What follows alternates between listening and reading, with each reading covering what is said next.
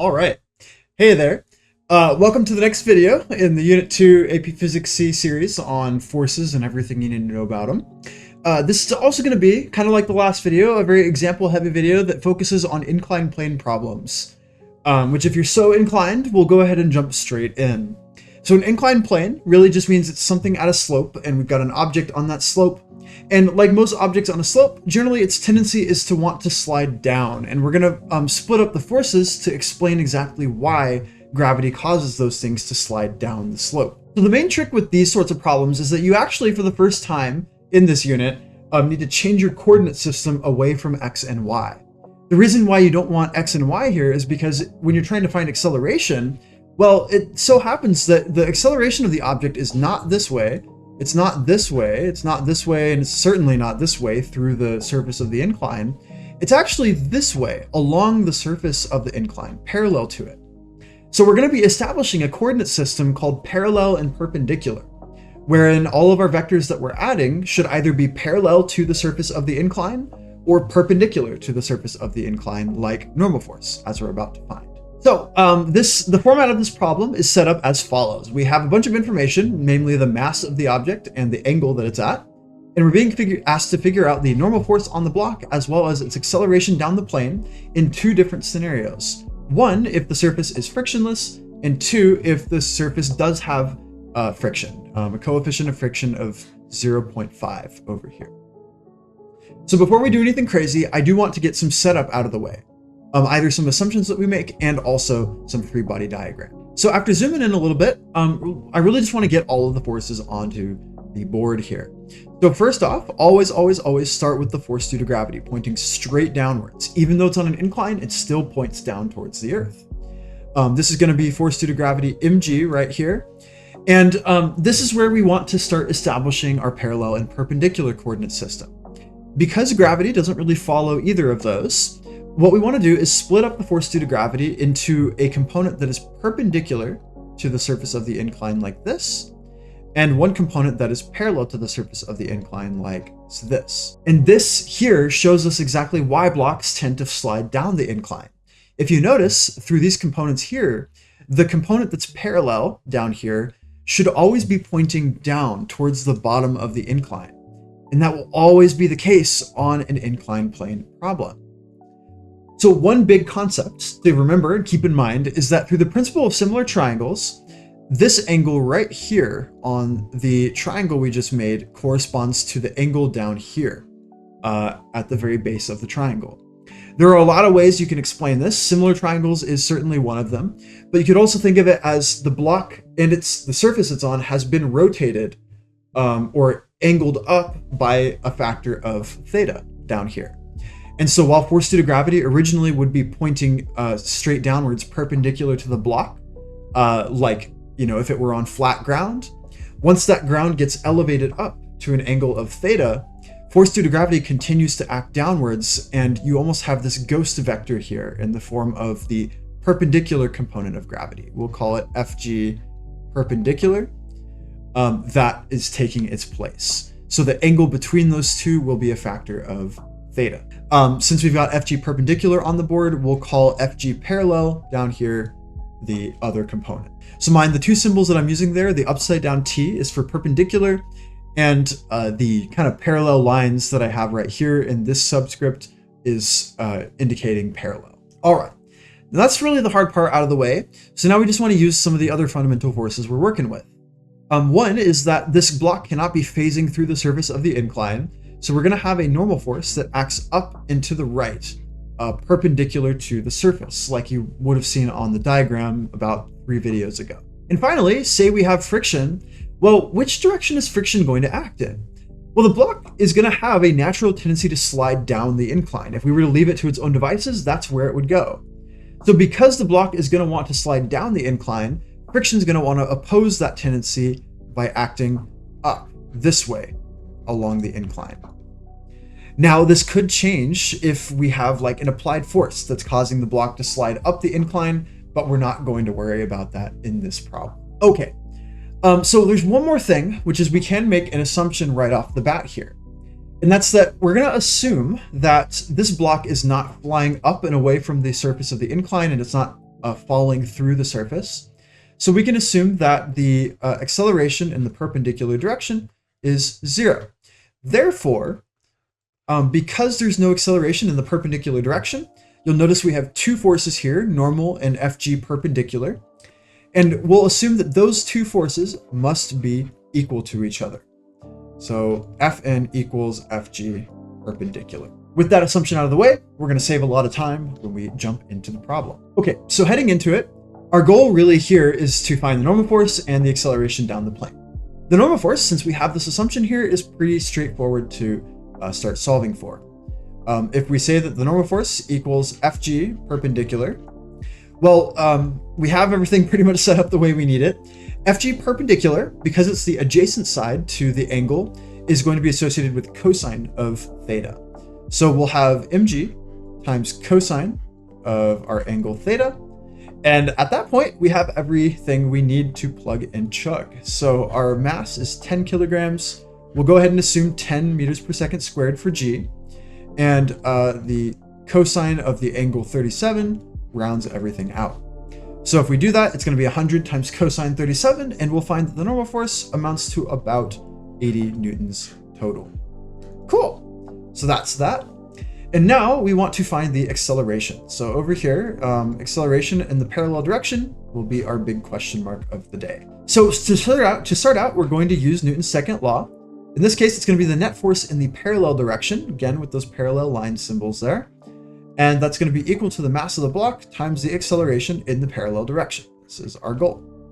So the net force here is really just supplied by Fg parallel in the absence of friction.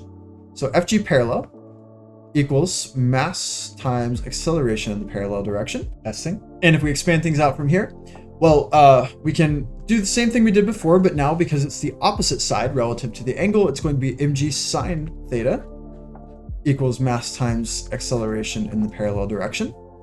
And if we go ahead and plug in, it's going to be 10 times 10 again. And notice we can do a cool thing here, which is that we have an m on both sides of this equation, so we can splunky that m out, and we end up with a very straightforward equation for acceleration in the absence of friction, which is that it will equal the acceleration due to gravity times the sine of whatever angle this block is inclined at. So if we assume 10 meters per second squared for the acceleration due to gravity times sine of 37 degrees, then we'll get an acceleration of this block of about 6 meters per second squared. And that's all we need to do there. So now if we add in friction, the first thing to note is that, again, there's really no difference in terms of the process of getting normal force. So one thing we'll assume right off the bat is that the normal force is the same. And with that out of the way, we really are just adding in friction to our Newton's second law formulas over here. All right, so we're going to start with Newton's second law. So net force equals mass times acceleration in the parallel direction again. So it's net force, I guess, namely in the parallel direction here. And so we're going to expand that out with the force of gravity in the parallel direction. And taking away from that is going to be our friction force, FF, over here. And that again is going to equal mass times acceleration in the parallel direction. So same thing as last time, it'll be mg sine theta for our force due to gravity parallel. So mg sine theta here minus mu times Fn over here equals mass times acceleration parallel. Now I'm going to do one more thing, and it might seem a little extra because we have all the numbers we need at this point, but I'm going to continue to expand out the equation symbolically here. So we'll have mg sine theta, and note because our equation for normal force hasn't changed, it will over here be mu times mg cosine theta equals mass times acceleration parallel. And now I'll reveal exactly why I did all of that extra step, and that's because we have probably one of the most glorious splunkies you could ever imagine. We have an m on all three terms of this equation, and we can knock all three of those m's out. Hallelujah. So now, with that out of the way, we now have a straightforward equation for acceleration in the parallel direction. It is g, and we can pull that out from both terms. And I've become so excited about the Splinky that suddenly my image on the camera has begun flashing for some reason. I love my camera. It's going to be sine theta here minus mu times cosine theta. And after all of this, we can plug everything in. It'll be 10 times Well, sine 37 minus 0.5 times cosine of 37. And if we plug and chug all of our numbers there, we will find that the acceleration has decreased significantly all the way down to 2 meters per second squared at the end of the day. And that completes this problem. It is a bare bones inclined plane problem. You'll see them all the time, and it's really good to know how to work both of these scenarios. All right, so the next is also going to be an inclined plane problem, but we're going to add a pulley and a hanging mass. So it's going to be another modified Atwood machine. Let's head over there. All right, so this here, maybe we can call a modified Atwood machine, or maybe just an inclined Atwood machine. And we're using the same mass from the last problem, except now that it's attached by a light string, so no crazy effects here, and it's attached by string by a larger mass, big M, which is equal to 30 kilograms. So again, we're going to try and find the acceleration of the masses, but we're also going to try and find the tension in the string that's connecting the two masses here. So I'm going to be a little bit quicker with the free body diagram construction this time, because as far as mass M is concerned, it's the exact same scenario. We've got force of gravity mg acting downwards here, a perpendicular force, we'll call that Fg perpendicular going this way, and then a parallel force or component, Fg parallel going this way. And again, same thing with the angle right here in the corner that I mentioned in the previous example. Going up and away from the surface, again, is the normal force on block little m. And in the event that we have a frictional force, well, it's going to be a little bit weirder. But if you remember last time, I mentioned that if the block were to be pulled up this incline, well, friction is still a contrarian. It's going to oppose the direction that a block wants to move it. And since the block is going to probably tend to move up the incline here because it's being pulled up by that tension, we'll go ahead and assume that the friction force is actually going to act downwards, like away or like down the surface of the incline in this particular problem. Lastly, on block little m, we have a tension force because there's a string attached to it, and because it's going to pull away from the attachment point, Ft will be pulling it up the incline. Now, this larger mass m is a little bit simpler. All we have is a mass or a force of gravity, big mg, acting downwards, and then that same force of tension restraining it, acting upwards against it. And that restraining is what's keeping block big M from free falling down to the surface below. And that is our full free body diagram. Now, just like last time, we are going to make an assumption that the acceleration in the perpendicular direction is equal to 0. And what that means is that just like last time, the normal force on block little m over here should equal the perpendicular component of the force due to gravity on it.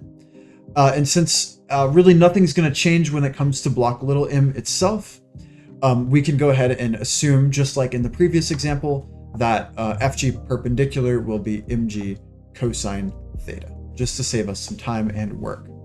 All right. So because we have a system of blocks here and not just a singular block, we want to think about how the system is going to interact. So just like before, I'm going to draw a box primarily around the two blocks that are in the system right here. And now what I like about this box format is that we can kind of see what forces are literally inside of the box that's containing it. So again, both tensions kind of fall inside of the box here. So we'd assume that both of those are going to be internal forces. What's external are both forces due to gravity here, because the Earth is pulling both blocks downwards as an external influence. Friction is also external to the box, so we can assume that that will have an external influence as well when we get to the right-hand example over here. So with that, we're going to start by looking at the system itself. So over here, we're going to start with Newton's second law, and we'll say that the net force on the system is equal to the total mass of the system, which will be big M plus little m times the acceleration of the whole chain. So we have big mg over here, the force due to gravity on the hanging block, that's most likely driving the system. We'll assume that this mass is probably sufficient enough that it is causing the system to kind of fall downwards in the case of big M and slide up the ramp in the case of little m. So we'll make that the largest force, or the primary one, as the positive direction. And then subtracting from that, we'll assume that the parallel force due to gravity on little m is kind of dragging against that driving force. It's trying to block little m back down the ramp, and that's going against the overall direction of motion that everything's moving in. So in that vein, we'll assume that FG parallel is acting against big mg. And that again is equal to big M plus little m times. Now we can expand this out further. So big M times g minus, well, FG parallel, kind of like before, should be mass times gravity times, in this case, sine of theta. And again, that'll equal big M plus little m times a. And at this point, we can go ahead and rearrange for acceleration and solve. And we end up with, funnily enough, another new Atwood machine equation. This one is going to take the form of big M minus little m sine theta divided by, well, if we carry this big M plus m over to the other side, it'll go in the denominator here. And all of this together is multiplied by the acceleration due to gravity, g. So now we'll go ahead and plug everything in.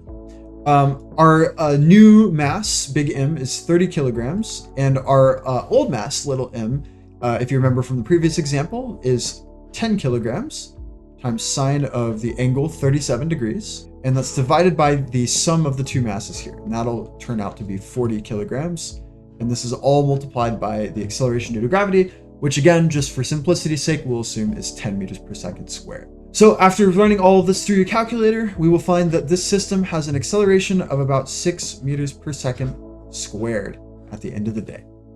Now we can use this acceleration to figure out what the tension in the cord connecting these two things is. And for the tension, I'm going to choose to use just big M here. And the reason for that is because it only has two forces acting on it. So the equation we're going to be setting up here is really straightforward and nice and easy.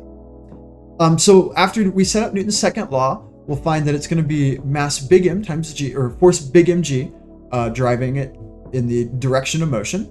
And going away from that will be the tension force that's acting directly on mass big M over here. Then that is going to equal mass big M times the acceleration of the system, or the acceleration with which it is moving. So after plugging in all of our numbers, we'll have 30 times 10, oh, forgot parentheses there, 30 times 10 minus Ft equals 30 times our acceleration from down here, which was 6 meters per second squared. And now we do a little bit of arithmetic, and you should find that the force of tension on the string between these two guys is 120 newtons. Cool. So finally, when we add in friction, not much about most of this problem is going to change, except now we're adding in this extra external force over here in the form of friction. So we're going to set it up pretty much the same way with our system first to get acceleration. Again, net force is going to equal the total mass times acceleration, but we're going to add in an extra external force to that net force. So we'll have big mg minus, we'll go ahead and do mg sine theta, or our parallel force due to gravity. And then also taking away from our driving force is the force due to friction, which we can write as mu times Fn. And all of that is going to equal the sum of our two masses times their new acceleration. Now we wrote in a formula for normal force up here, so we can expand it out a little further. This equation is going to get really long and ugly for a little bit. So it'll be big mg minus little mg times sine theta minus mu times little mg cosine theta. And that's all going to equal the sum of our masses times a. I feel like a broken record here sometimes. So now, even though it really doesn't look like it, we can move everything over to one side to get acceleration by itself. And we will end up with probably one of the uglier Atwood machine equations, which is if we pull out g from everything, big M minus little m times sine theta minus mu times little m cosine theta, all divided by sum of our two masses, big M plus little m, all multiplied by the acceleration due to gravity, g. And now it's a big ugly equation, but that doesn't mean it isn't solvable here. So if we plug in our numbers, we've got 30 minus 10 times sine 37 minus 0.5 times 10 cosine 37, all divided by our total mass again, which is 40 kilograms, And all of this is multiplied by acceleration due to gravity g, which is 10 meters per second squared.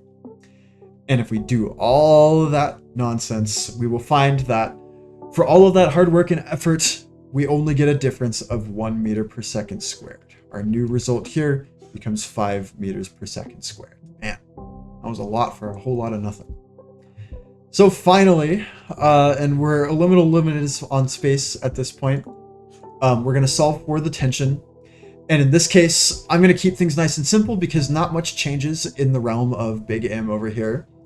We're going to have big mg minus the force of tension still, and that's all going to equal the mass times our new acceleration. So if you plug everything in, really all that changes from here to here is that we're going to now swap out the 6 for our new acceleration of 5 meters per second squared. And if you run the arithmetic on that, I guess down here is the only space I have left. We'll have force of tension equaling about 150 newtons. So kind of like last time, or in maybe the previous video, because friction has been added to the fray here, this rope has to do a little bit of extra effort to pull this block up the incline. And because of that, the tension force, being a responsive force, will increase accordingly. So this is another Atwood machine to add to your repertoire. That should be the last one that you see for a while until we get to the rotation unit, where we'll suddenly start having to consider our pulleys with a bit more mass and more complications. So that's really all you need with inclined plane problems. Of course, we could have more variants, but the system still all pretty much remains the same. So I hope this video helped, made inclined planes a little bit less scary besides this big ugly equation here. Thank you for watching, and I will catch you in the next video on air resistance. Peace.